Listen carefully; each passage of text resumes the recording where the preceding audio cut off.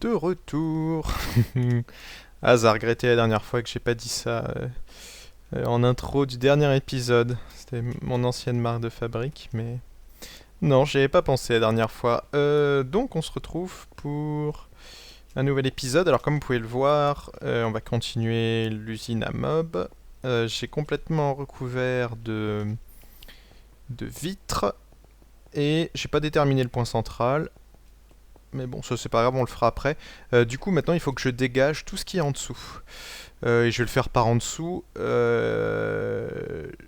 Et du coup, ça devrait pas poser de soucis parce que notamment l'eau ne va pas couler si je casse pas les vitres. Donc voilà pour ce qu'on va faire aujourd'hui. Et pour commencer l'épisode. Ah oui, alors pour mettre quelques petites infos claires. J'avais entendu en fait, la dernière fois je disais avec les bacon qu'il valait mieux utiliser un autre type de matériaux parce que... Oh, il y a une chauve-souris quelque part, je l'ai entendu. Parce que ça agrandissait la portée. En fait, c'est pas du tout vrai, hein. Il n'y a aucune importance sur les matériaux. On me l'a signalé, j'ai vérifié dans le wiki. Donc effectivement, ça n'a plus aucune importance. Enfin, ça a plus. Ça n'a aucune importance, ça n'a jamais eu de l'importance. Donc on pourra le faire avec du fer, c'est pas un problème. C'est juste la taille de la pyramide qui a une importance sur le rayon. Donc de toute façon, on fera les pyramides grandes pour avoir les meilleurs effets. Donc voilà pour ça. Autre chose, et je pense que...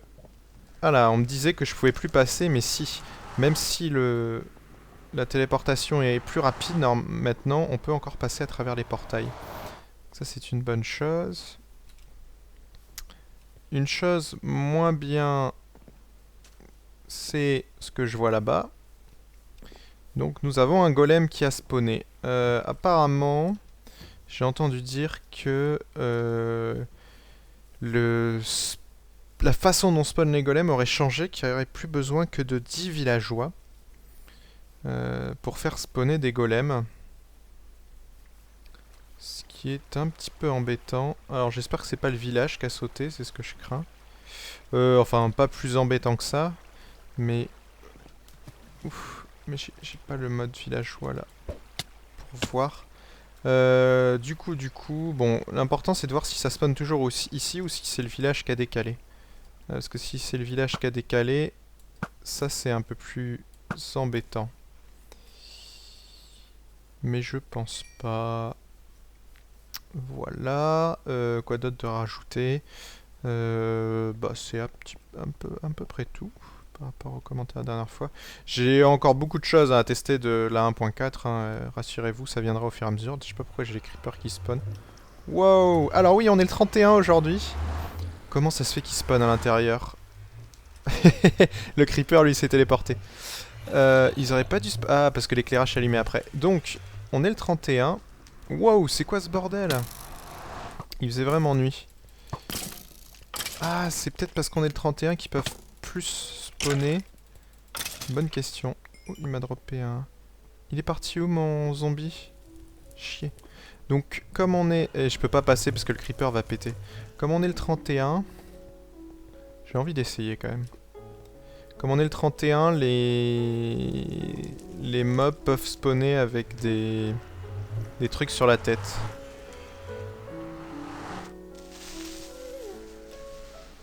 Wop, qu'est-ce que je fais? Elle est où mon épée? What? Je suis sûr elle est passée à travers. Wow, wow, wow, ça me plaît pas. On va éviter ces trucs du genre là. Oui, parce qu'ici c'est pas du tout sécurisé pour l'instant. Je vais pas réussir à remonter. Ça viendra. Alors mon... Donc en fait j'ai balancé l'épée à travers. Donc elle doit être de l'autre côté. Et je suis sûr que le creeper est passé aussi de l'autre côté. Bon, c'est pas grave. Donc ouais, c'est ça. Elle était passée de l'autre côté. Ça fait toujours un peu bizarre. Quand on balance des items, tu disparaît. Ouais, donc voilà pour les mobs. Et je sais pas pourquoi ils avaient spawné autant, c'est parce que l'éclairage n'était pas encore allumé, donc faut faire attention à ça. Je testerai aussi la nouvelle histoire de l'éclairage, je sais toujours pas si ça a été mis en place, si quelqu'un le sait. À une époque, à un moment, il parlait de... de faire en sorte qu'une boussole dans une frame, ça envoie un signal de redstone ou non, suivant qu'il fasse jour ou nuit. Vous savez quoi, on peut tester, on va se crafter une boussole.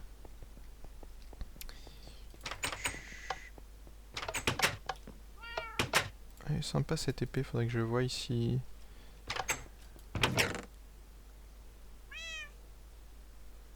peut peut-être rajouter knockback dessus. Combien ça coûterait? Too expensive, comme ça c'est clair. Et si on rajoute juste un sharpness? Too expensive, super. Et dans l'autre sens? On peut pas tout faire avec, hein, malheureusement. Bon, bah tant pis. On peut pas obtenir certaines épées de la mort. Donc, du coup, ce que je disais... Alors oui, certains m'ont dit ici que... C'est vrai que ça peut être plus sympa avec ça, par exemple. Bon, c'est de la déco, tout ça, hein, c'est pas super important. Voilà, ça changera un petit peu. Et pour la boussole, j'ai besoin, c'est du fer, si je dis pas de bêtises. Et un peu de redstone. Oh, j'ai trop de trucs sur moi, là. Je file tout ça. Ok, le shift, il voulait pas marcher. Le clé, je le mets où? Pas ici. Bon, bref, pas grave. On va juste tester ça. Et comme d'hab, je me souviens plus du craft de la boussole. Pourquoi j'ai fait une boussole, moi? C'est une horloge que je veux. Et l'horloge, c'est avec de l'or, je crois. Donc, puis la boussole servira à faire des maps.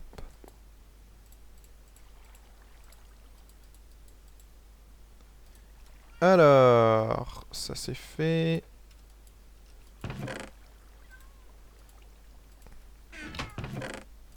Il me reste... Non, c'est pas ici. Un item frame.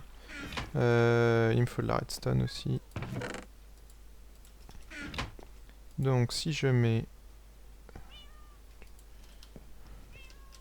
On va se mettre un bloc pour pouvoir l'entourer. Voilà, si on met de la redstone dessus. Là, elle n'est pas alimentée. La question c'est est-ce qu'elle le sera de jour? Donc, on va voir ça tout de suite. D'ailleurs, qu'est-ce que m'indique l'horloge? Elle m'indique bien qu'on est au milieu de la nuit. Si, maintenant, on va se coucher un coup. Voyons voir ce que ça donne. Et je sais, une nouvelle version d'Optifine est dispo. Donc ouais, les mobs avec les citrouilles, c'est des citrouilles normales ou des jack-o'-lantern. Et non, ça éclaire pas du tout, donc ça fonctionne pas ce truc. Ou alors ça envoie un signal quand ça switch, je sais pas. J'essaierai d'en trouver un peu plus, si vous savez, n'hésitez pas à me le dire. Mais ça pourrait être éventuellement intéressant, on verra. Donc ouais, pour les mobs avec les citrouilles, si jamais vous voulez les avoir dans votre partie, il suffit de changer la date de votre ordi, hein, vous mettez le 31, puisqu'on est le 31 aujourd'hui, et c'est aussi simple que ça. Voilà, après les chances que ça drop, elles sont vraiment minimes, hein, c'est-à-dire que pour le...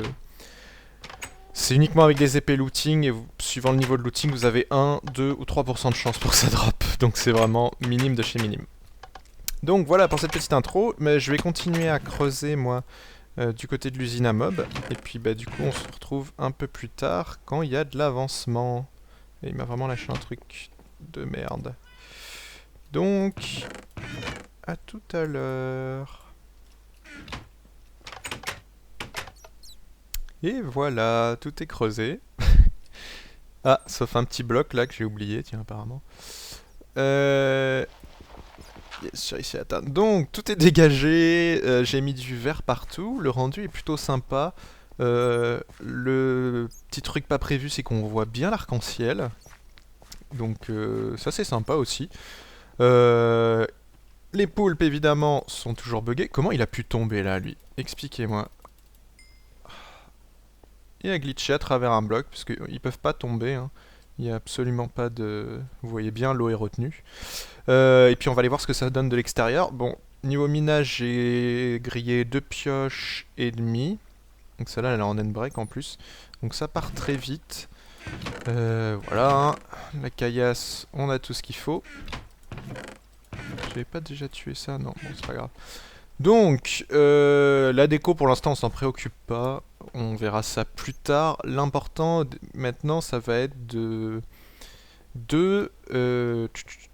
construire l'usine à mobs, de bien la centrer, mais avant ça, avant qu'on s'attaque à la construction, c'est joli avec le ciel étoilé, il faudra aussi éclairer et tout, donc ça va être plein d'étapes. Avant qu'on s'attaque à la construction, est-ce que j'ai besoin d'un... J'ai des panneaux là-bas. Je vais faire un petit récap sur le fonctionnement du spawn de mobs... de mobs classiques quoi, comment ça marche le spawn de mobs. Alors pas que le spawn, surtout les règles. Ah non, j'ai pas de mob là-dedans, ça c'est éclairé, c'est cool. Le soleil se lève de toute façon. Mais les règles à savoir pour que une usine à mobs soit efficace. Autre chose, pendant que j'y pense, depuis la dernière fois, la pré-release de la 1.4.3 est sortie. Tiens, ouais, le toutou qui arrêtait pas de me suivre. Ils sont encore buggés ces chiens, hein. Ça m'a bien saoulé pendant la construction. Je pensais que c'était un bug qui serait corrigé. Mais non, ils se téléportent encore par moment. Ah, et Slim arrive. Donc c'est assez chiant. Oui, c'est par rapport au générateur à sable. Comme vous le savez, dans la... Enfin, ou peut-être pas, mais dans la pré-release 1.4.3, ils ont dit que ça serait fixé. Effectivement, alors je parle du générateur, pas celui que j'ai en bas, mais celui de test 13729, le nouveau, hein, qui permet de dupliquer aussi les œufs de dragon. Et donc j'ai pu retester. Effectivement, il est corrigé. Et puis la pré-release était sortie depuis quoi, 20 minutes. Et j'ai quelqu'un qui m'a tweeté un screenshot de comment refaire fonctionner à nouveau le générateur. Donc c'était Alex, je sais plus trop quoi, sur Twitter. Donc merci à lui, je l'ai retweeté de toute façon. Et en fait, il suffit juste de changer un des délais de 1 tick pour que la génération se fasse... Elle se fait du coup un peu plus lentement. Ouais, 23, on va encore en faire un peu. Mais l'important, c'est qu'elle se fait. Donc le générateur fonctionne toujours encore. Et à mon humble avis, c'est quelque chose qu'ils n'arriveront jamais à fixer. Ou alors faut qu'ils revoient entièrement le fonctionnement des pistons. Donc c'est pas pour tout de suite, on va dire. Alors oui, pourquoi j'ai pris ça? Ça, on me l'a signalé dans les commentaires. Yes, on peut faire ça maintenant. Voilà, c'est un peu mieux quand même. Donc la ferme à golem marche toujours, hein. J'avais pas vérifié la dernière fois, mais là j'ai... Combien d'entités? J'en ai 13 devant moi, ce qui est pas mal. Donc pas de soucis, donc apparemment c'est bien par rapport au nombre de villageois. Maintenant il en faut que 10 pour que les golems spawnent. C'est bizarre parce que... C'est pour ça, hein, qu'il y avait un golem près de l'autre truc à villageois. C'est bizarre parce que c'est pas quelque chose que j'ai vu dans le changelog, donc c'est passé un petit peu inaperçu, j'ai l'impression. Mais bah écoutez, c'est pas grave, hein, c'est comme ça.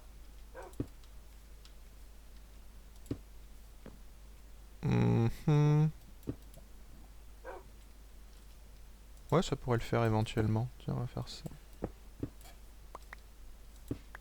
Hop. Ouais, pas trop mal comme ça. Bah on va faire pareil de ce côté. Donc ouais, ça pour la déco, ça affine un peu, hein, c'est du détail ceci dit. Bon, ici je peux pas le faire. C'est vraiment pas grand chose. Oui, les slims, ça roule. Alors ici, oui, on me proposait de mettre des flèches. J'ai pas testé, je suis pas sûr que ça rende super bien. Mais je testerai, ça peut être une bonne idée de mettre des flèches pour indiquer les directions. Où est-ce qu'on peut remettre de ces trucs? Bah, à tous les angles, là, ouais, effectivement.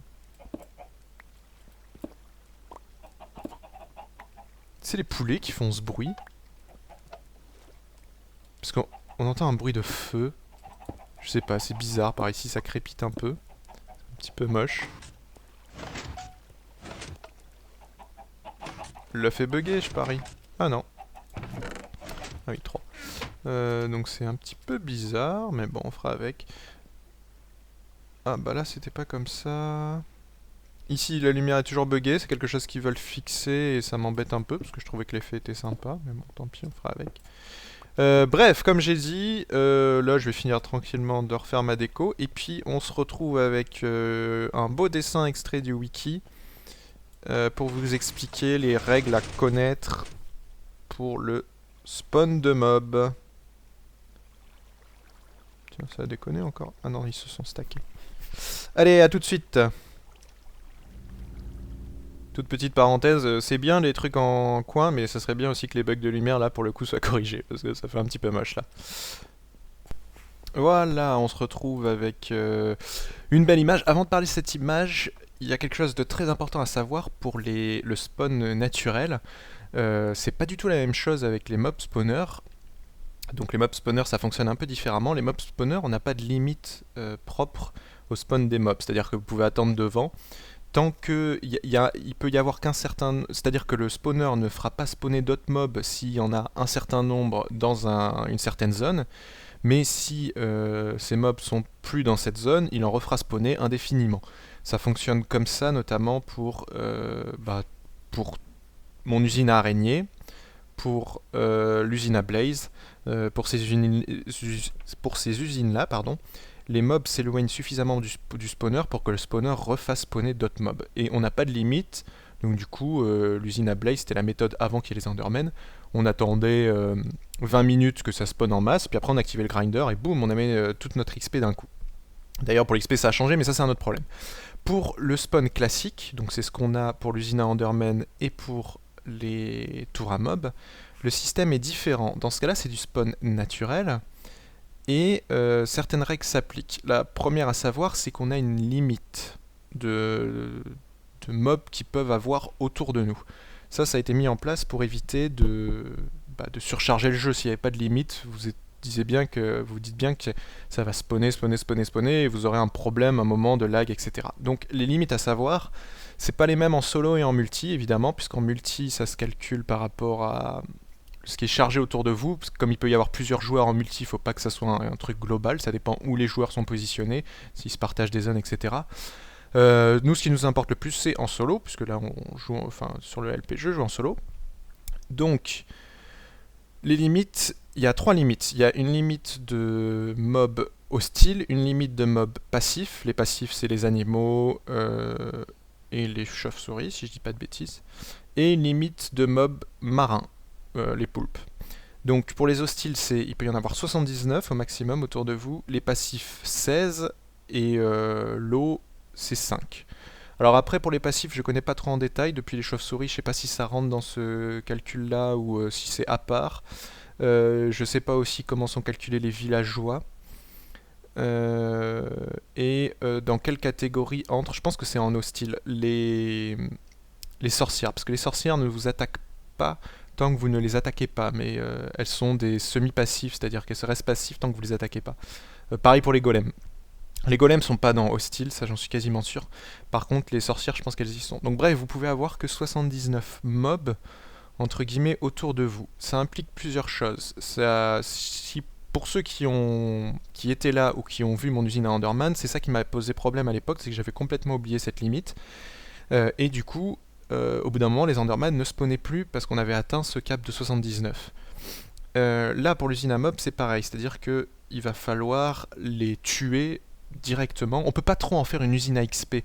On peut en faire une, mais il faut tuer les mobs constamment pour que d'autres puissent spawner. Alors 79, vous avez le temps, mais ça va vite.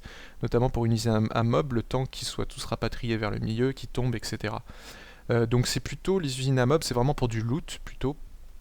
Et dès qu'on aura atteint le nombre de 79, il n'y a plus rien qui va spawner. Autre chose importante par rapport à ce nombre-là, c'est à cause de ce nombre que vous devez éclairer toutes les zones alentours. Pourquoi ? Pour forcer le spawn dans l'usine à mob. C'est pareil pour les slims, c'est pour forcer le spawn sur les plateformes à slim. Les slims sont considérés comme des hostiles. Parce que sinon, d'autres mobs vont spawner dans la région et puis on va vite atteindre le cap de 79. Faut dire que ce cap de 79, c'est dans un rayon de 180 blocs autour de vous. Donc c'est assez grand, ça fait 360 en diamètre. Une sphère de 360, de 180 de rayon. Donc c'est pour ça qu'il faut vraiment tout éclairer, les cavernes, etc. Donc ça, on le verra au fur et à mesure pour que tout spawn en fait dans l'usine à mob. Donc ça c'était pour le cap. Maintenant, par rapport au graphique là que vous avez sur l'écran, alors c'est en anglais, je suis désolé, mais il y a 4 chiffres à connaître, qui sont relativement simples puisque c'est des puissances de 2, ou des multiples de 8. 128 c'est un multiple de 8, hein. 10, 12, ça fait combien? Plus 48. Ouais, c'est 16 fois 8. Ok, c'est 2, 3, 4 et 16. Alors, le premier, le rond jaune, c'est 16 mètres, c'est la limite à laquelle les mob spawners s'activent. C'est-à-dire que tant que vous êtes à plus de 16 mètres du mob spawner, il ne s'active pas, et dès que vous atteignez 16 mètres ou moins, ça s'active. C'est des sphères, hein. Faut vous représenter ça en 3D, hein. C'est des sphères, et vous prenez comme centre le mob spawner, et tant que vous n'entrez pas dans cette zone jaune, le mob spawner s'activera pas. Les 24 mètres, c'est la limite à partir duquel les mobs peuvent spawner naturellement. Donc c'est à dire que si vous êtes à un endroit, vous pouvez avoir aucun mob qui ne va spawner dans un rayon de 24 mètres. C'est pour éviter d'avoir un mob qui pop directement devant vous. Ce qui veut dire que par rapport à ma salle d'usine à mob, si je prends le plancher, il faut que mon premier étage de l'usine à mob, il faut que je le fasse au minimum 24 mètres plus haut, parce que en dessous ça servira à rien, les mobs ne spawneront pas quand je resterai ici. Je le ferai un peu plus, je vais prendre 30 mètres pour m'assurer un petit peu suivant ce qu'on construit après. Donc voilà pour ces 24 mètres là.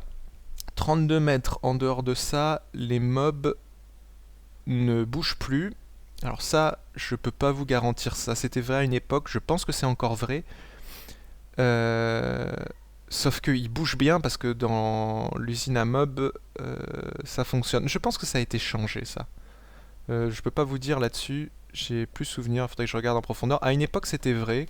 Sur je sais plus quel changement, ils avaient fait en sorte que les mobs ne bougent plus quand ils étaient à une certaine distance, et ça posait d'énormes soucis sur les usines à mob. Par contre, quand je vois le fonctionnement de celle d'Ito, je pense que les mobs maintenant doivent bouger aléatoirement. Sinon, ils pourraient pas tomber dans les canaux, donc je sais pas trop exactement comment ça marche. Ça. Toujours est-il que en dehors de 32 mètres, la chose importante à savoir, c'est que les mobs peuvent despawner aléatoirement. Donc voilà, ça veut dire ce que ça veut dire. Ça apparaît, ça disparaît. Alors ça, c'est pas trop important. La dernière limite, c'est la plus importante, entre guillemets. C'est 128 mètres. À 128 mètres de vous, en dehors de ces 128 mètres, tout mob despawn instantanément. Ça veut dire typiquement que par rapport au sol de ma plateforme, là où je vais faire l'usine à mob, ça sert à rien de construire un étage pour spawn qui est à plus de 128 mètres par rapport au sol, parce que même s'il y en a qui vont spawner dedans, ils vont despawner immédiatement. Ça n'a aucun intérêt.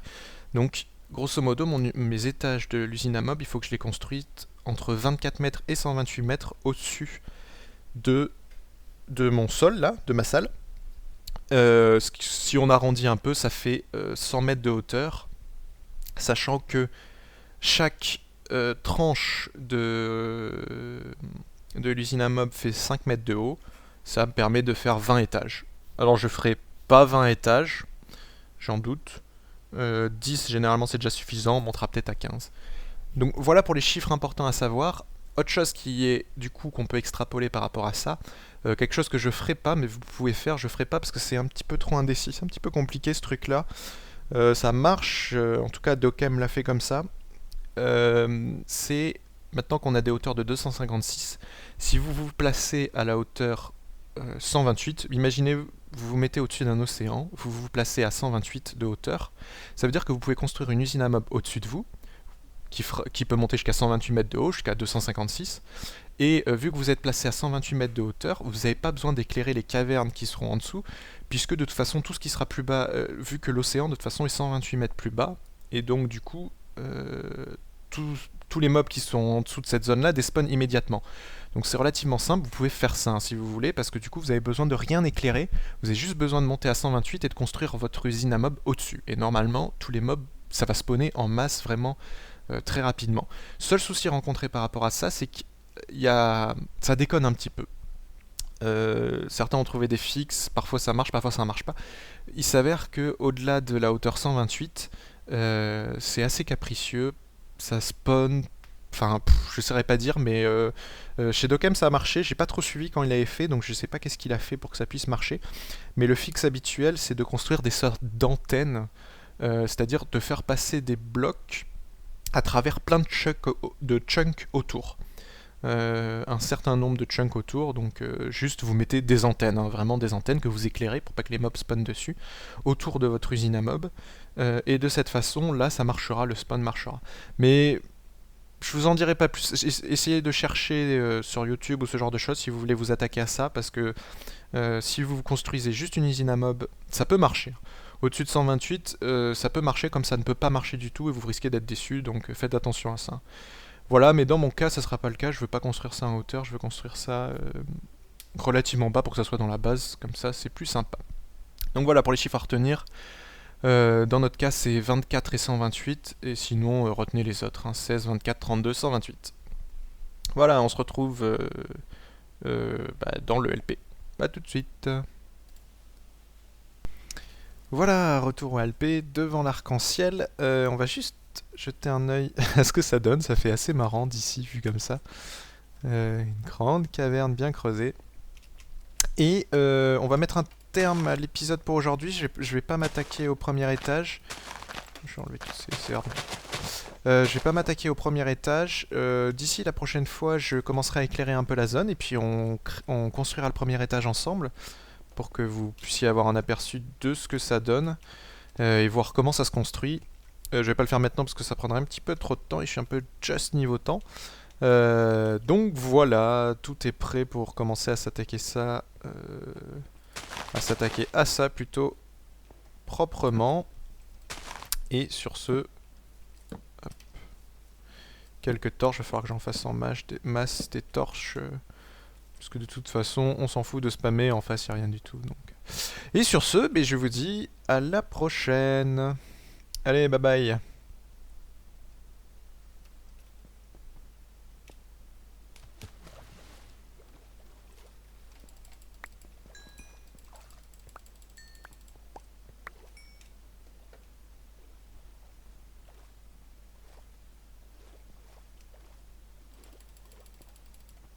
Désolé, Larcis. Je sais, c'était tes amis.